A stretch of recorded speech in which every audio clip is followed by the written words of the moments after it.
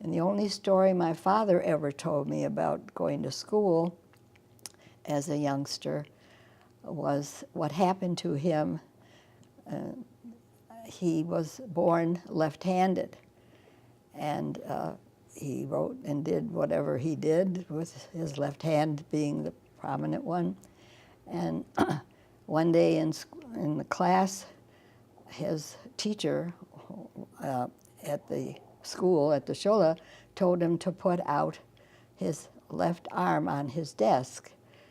And he came over with a board in his hand and struck him across the wrist with a board, piece of wood, broke his wrist, and he said, now you're going to learn to write with your right hand, because they believed it was something evil to be left-handed. It was unusual, and so it was evil.